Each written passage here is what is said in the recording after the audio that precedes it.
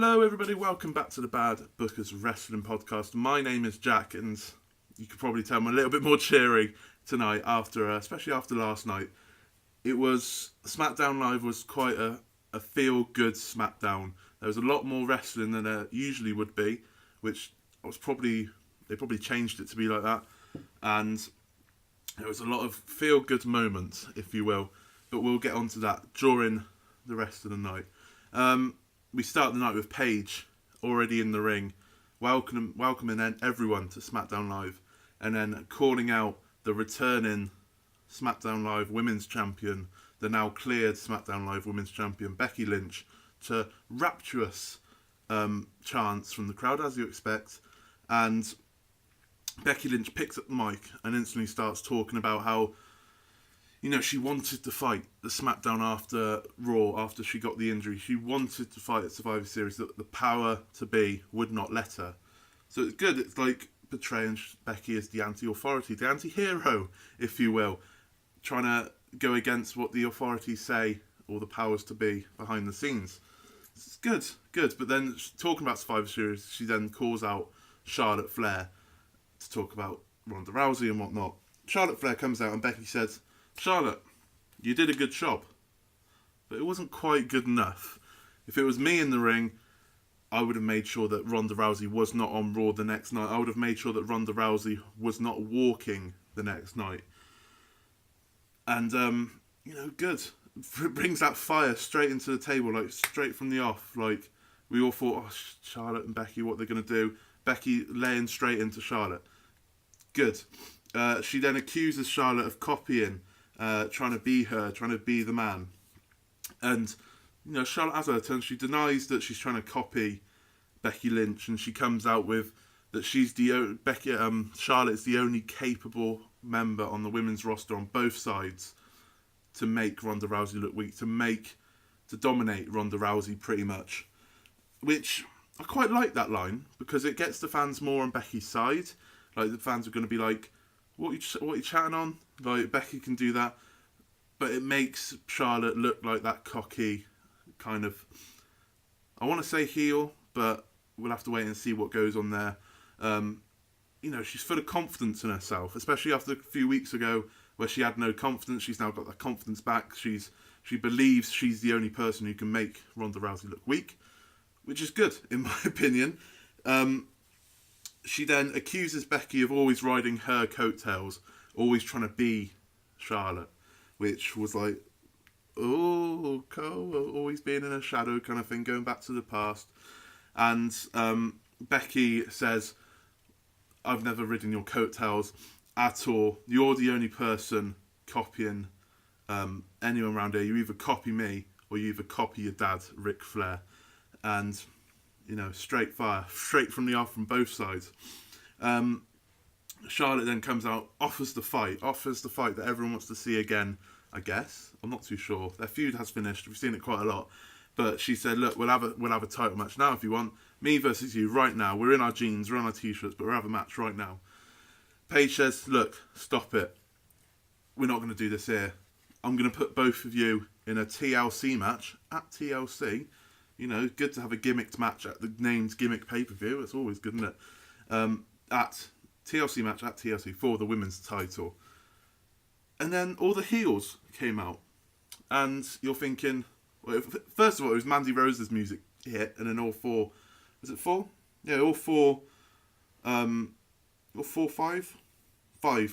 heels of the SmackDown women's roster came out. So you had the Iconics, Mandy Rose, like I said, Sonya Deville and Selena Vega. Now, I don't know if Sonya Deville's heel or face at the moment. It's a bit weird, but I don't know.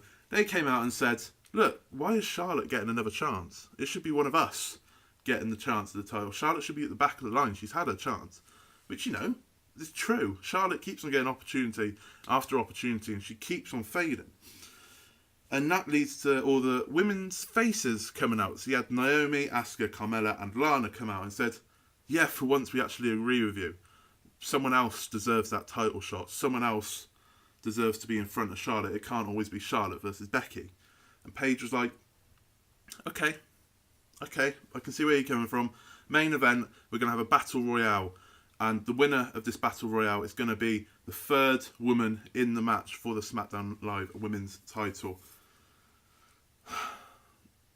It's another battle royale, like shoving all the women kind of into one, but it's good. It's giving them more TV time. It's the main event of SmackDown, which you can't complain about. And it's going to be a third member to make the Charlotte-Becky feud a bit fresh. So you can't really complain at that. Decent start to SmackDown, in my opinion.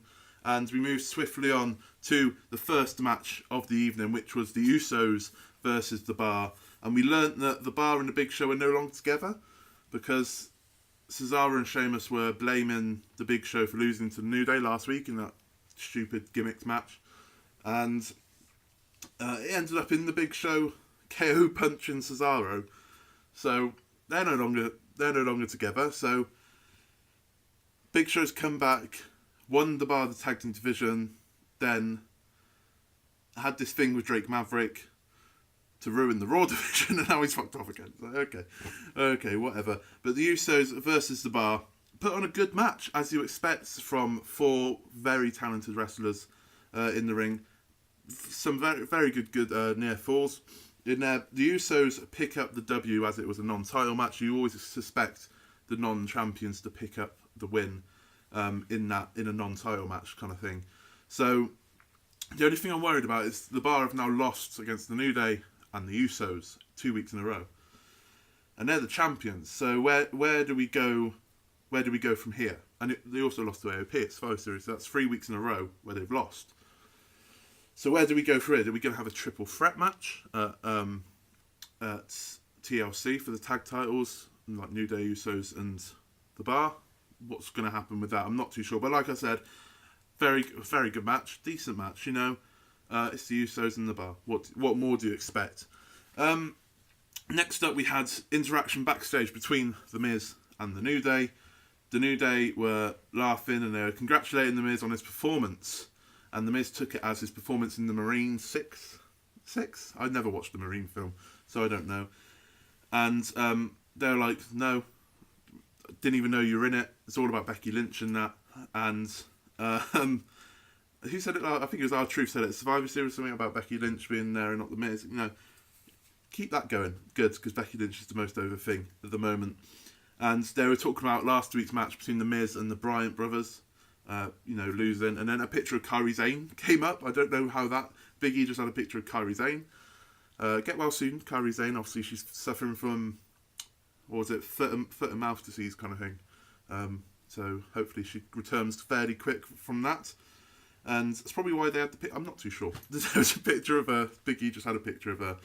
And then the Miz ends up saying, "Look, I'm fed up with this. So I'm going to face one of you lot tonight, pretty much. I'm going to go to my best friend Shane, and we're going to sort this match out," which he did. Next up, we had the former WWE champion, come out.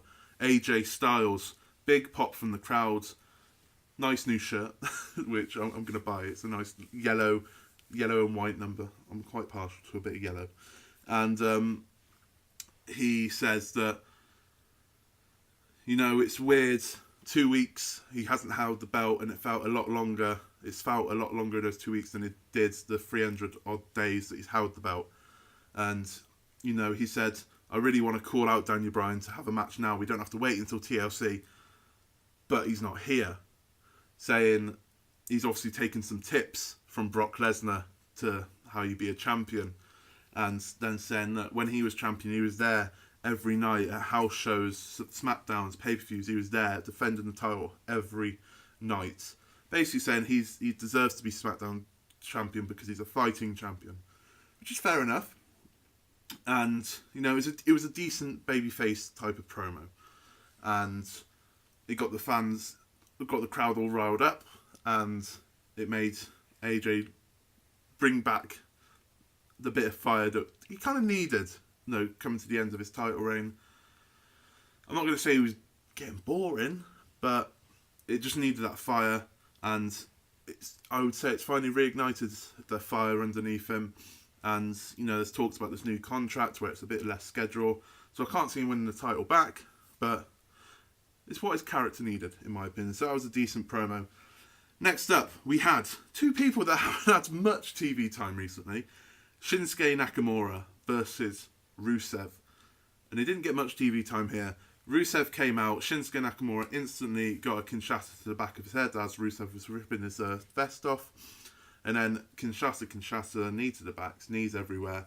So I'm assuming this might lead to like the pre-show at TLC, which is a shame. But considering it's the last pay-per-view before Nakamura ends his contract, because his contract runs out in January, I'm not sure when, but it could mean that Rusev picks up the US title belt, and it's a good way to start off the feud, I guess. It's annoying that both men got about 30 seconds to a minute of TV time, but if this is the start of the feud and if it's the start of Rusev getting the US title back, I'm quite happy with it, if I'm honest. I'm quite happy at the moment. Next up, my notes have gone all the way to the bottom. Next up, we had the celebratory 20 years of Jeff Hardy. We had a very nice, nostalgic video package from, all his, coming to the WWE, all his amazing spots that he's done, winning the tag titles with Matt, winning the World Heavyweight title, winning the WWE Championship. Feel-good moments. He then cut a promo saying that he has to be thankful for the fans for sticking by him, highs and lows, and it felt like quite a real promo. And I was thinking, he's retiring here, isn't he? And then he said, this isn't a retirement speech. We'll have to wait and see what the future holds, but this is 100% not a retirement speech. Which is like, okay, I'm glad he's not retiring just yet. Just stop doing swanton bombs every time.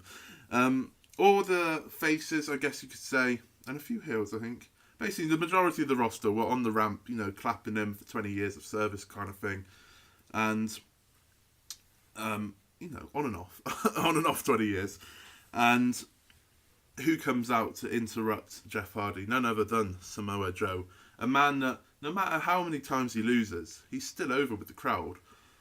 And he must be rewarded with something fairly soon, because you can't have him lose all the time. I mean, you can. It's WWE. They can have anyone lose constantly. But it's props to Joe for keeping himself over during this time with his promos. So, fair play. But he came out with some fucking digs at Jeff here. I'm going to have to resort to my notes here. Samoa Joe comes out, he cuts a promo saying that he was backstage popping bottles of champagne, but then he said he thought he'll come out because it's not really a good idea to have bottles of champagne around Jeff Hardy. His recent DUI thing and all that is like mad, and then said that all those things you did in the past, you probably don't even remember doing them because you were off your nut pretty much. And it was just like, Jesus Christ, what's Joe doing here? He's just ripping Jeff to shreds about his past demons, if you will. Jeff was like, look, Joe also said, no matter how many times you've got the fans out of the seat through your amazing stuff, you've always, the same amount of time, you've let the fans down. And I don't know why you've been given this pedestal to celebrate your 20 years. And Jeff's had enough at this point. Jeff's like, look, me and you, we'll have a fight, come on. And Joe's, pretended to come down to the ring, and as a heel does, says no, walks backstage. So, Samoa Joe, Jeff Hardy, next feud. Yeah, I'll be happy with that as long as it gives them a decent amount of TV time, and as long as Joe win the feud, I'm more than happy with that.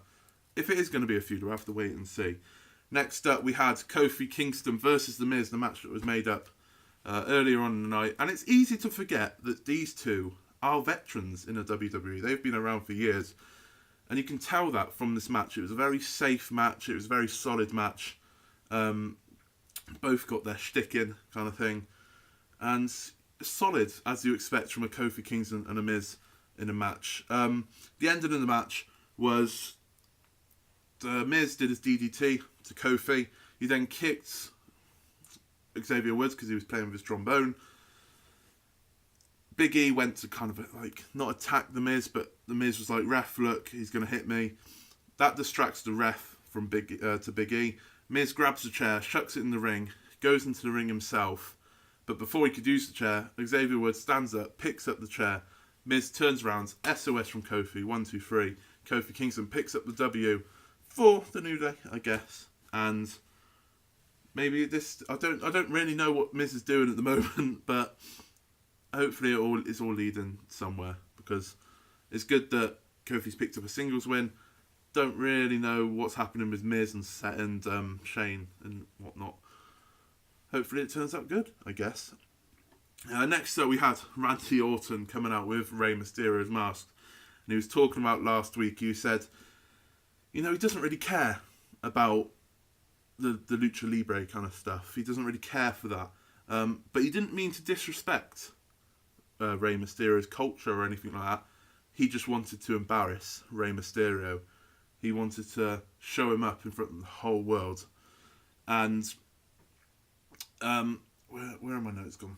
And Rey Mysterio comes out and says, he doesn't say anything. He's come out, obviously masked up again. They're not going to have him unmasked all the time, with a neck brace on after neck injuries last week with the chair. And they start brawling on the outside and whatnot. Randy Orton rips the neck brace off, and then they go into the ring. Couple of 619s from Rey. Fall back out to the outside. Randy Orton gets the upper hand and then grabs a chair, puts it on his neck, and then forces the chair down onto the steel steps. So bang with the chair on Rey's neck. Rey Mysterio's out again with a little bit of a neck injury, enlarging in the neck injury maybe. It's good to see this. I assume this would be a perfect TLC match, I guess. Because Randy Orton's been getting the better of Rey Mysterio with chairs. So, even if it's a chair matches are pretty pointless. But even if it's a chair match, it's something, isn't it? And then maybe Rey goes over Randy Orton, but Randy Orton's on a little bit of a good run at the moment. So, I'm interested to see where this feud's going, at least. Next up, we had the Miz and Shane McMahon. This was a weird segment, right? This is weird. The Miz was talking to Shane, and Shane said to the Miz, "Look, we're not a tag team. Why do you keep on thinking that we're a team?" And the Miz says, "Sorry, I wasn't listening because the World Cup was there, and he was cleaning it." And the Miz was like treating it as his own baby and saying, it was quite funny, but it was like really weird as well at the same time. He was saying that he was too busy taking care of his baby, and that Shane should do some more in this relationship, and that their family, now that they have the trophy, the baby, and that Miz knows that they're good parents. You could say they're best in the world at parenting and whatnot. And it's just like, what the fuck's going on here? And it was just it just seemed like it was forced in there. That was the only... It's nitpicking, I know. But that was the only downside of the night, because it was just so random. But he got the laughs from the crowd, I guess. That was good enough. And then we had the Battle Royale for the night. So the competitors again, you had Mandy Rose, Sonya Deville, Selena Vega, the Iconics, Carmella, Asuka, Naomi, and Lana in there. Charlotte and Becky were at ringside, not on commentary, but sat next to the commentary table. Let's run through it, shall we?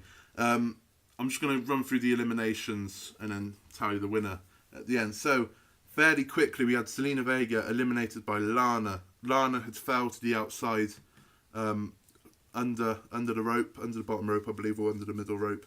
Selena Vega ended up on the apron. Lana just swiped her feet across and eliminated Vega. Lana then got back into the ring before the Iconics eliminated her. And then, in quick succession, Asuka eliminated the Iconics and then eliminated Carmella. And then Naomi eliminated Mandy Rose they were both on the apron and chucked Mandy Rose into the post, eliminating her.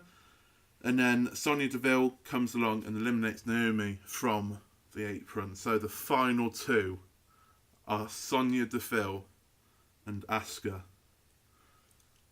And Asuka eliminates Sonya Deville, which means that's TLC. In a TLC match, we're going to have a triple threat of the champion, Becky Lynch, the Queen, Charlotte Flair, and the Empress of Tomorrow, Asuka.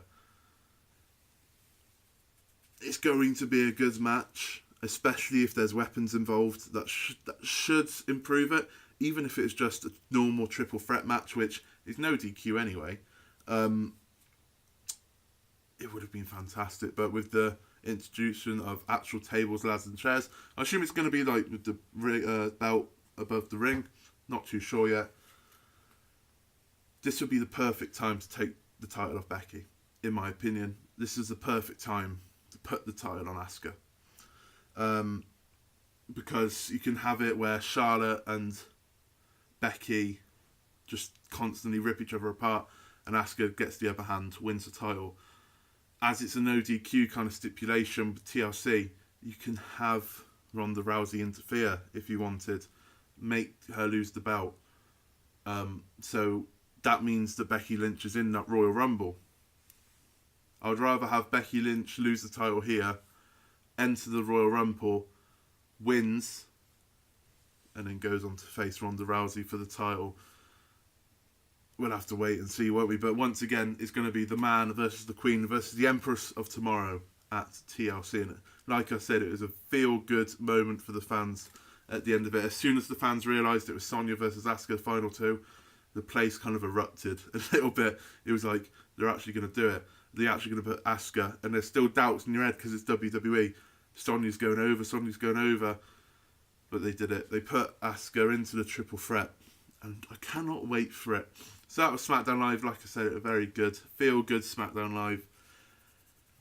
Everyone got their bits in, except for Rusev and Shinsuke, but if the feud leads to Rusev taking the title off Shinsuke and giving the United States title a bit more prestige, then that is fine by me. I'm happy enough. I'm happy enough after tonight. But if you did enjoy this, please leave a like on the video. Please subscribe.